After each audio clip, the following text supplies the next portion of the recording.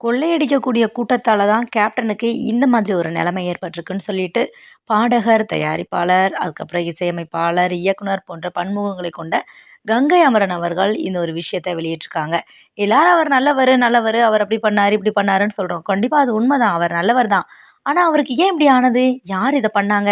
இப்படிலாம் உங்களுக்கு யோசிக்க தோணலையா? அவங்க உலகம் முழுவதும் இருக்கக்கூடிய எல்லா மருத்துவத்தையும் பார்த்துட்டாங்க. ஆனா கேப்டனுக்கு எதுவுமே சரி வரல. இத விட பெரிய பெரிய நோய்கள்லாம் இருந்து குணமானவங்கலாம் வெளியாகி வந்திருக்காங்க. ஆனா கேப்டனுக்கு ஏன் குணமாகவே இல்ல? அவரோட சாப்பாட்ல செய்வினை வைக்கப்பட்டதா? அவர் எழுந்திருச்சு நடக்கக்கூடாது, பேசக்கூடாதுன்னு அவருக்கு பில்லி சூனியம் வைக்கப்பட்டதா? இந்த மாரி கோணத்துல ஏன் யோசிக்க மாட்டேங்கிறீங்க? அவர் யாருக்கு இடையூறா இருந்தாரு? அவர் எத தட்டி கேட்டாரு? கொள்ளையடிக்கிறவங்கள தட்டி கேட்டாருங்க.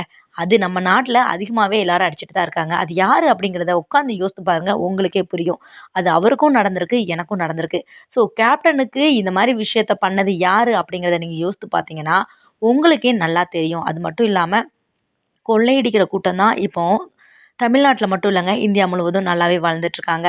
அப்படிப்பட்டவர்களால தான் கேப்டனுக்கு இப்படி வந்திருக்குமோ? அப்படிங்கிற சந்தேகத்தையும் கிளப்பியிருக்காருங்க. நம்மளுடைய கங்கை அமரன் அவர்கள். ஸோ இந்த வீடியோவ கேட்கும்போது கண்டிப்பா நமக்கும் இதே மாரி தாட் வந்துச்சுன்னா, கேப்டன் அவர்களுக்கு இந்த மாரி விஷயங்கள்லாம் நடந்திருக்குமோ அப்படின்னு தாங்க நினைக்க தோணுது.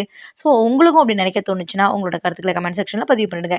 இந்த மாரி விஷயங்கள நான் யோசிக்கும்போது, நீங்க ஏன் அந்த மாரி யோசிக்கல? அவங்க வீட்ல இருக்கக்கூடியவங்க அதற்கான மருத்துவம் பார்த்துட்டீங்க. அதுல எந்த ஒரு பயனுமே இல்ல. அதுல முன்னேற்றமே இல்லன்னு நினைச்சீங்கன்னா, நீங்க அடுத்தது அதற்கான மற்ற வேலைகள தானங்க பார்த்துருக்கணும். சேவன எடுக்கிறது எப்படி?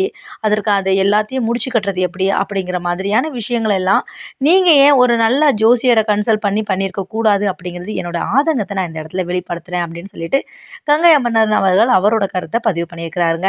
ஸோ கொள்ளையடிக்கிறவர்களால தான் அவருக்கு இந்த மாரி ஒரு சூழ்நிலையும் வந்திருக்கு அப்படிங்கிறது தான் நான் யோசிச்சது. நீங்களும் அதே மாரி யோசித்து பாருங்க. உங்களுக்கு யாருன்னு புரியும் அப்படின்னும் சொல்லியிருக்கிறாருங்க. ஸோ கேப்டன் அவர்கள் ரொம்ப ரொம்ப நல்லவருங்க. அவருக்கு கண்டிப்பா சொர்க்கத்துல இடம் இருக்கும்.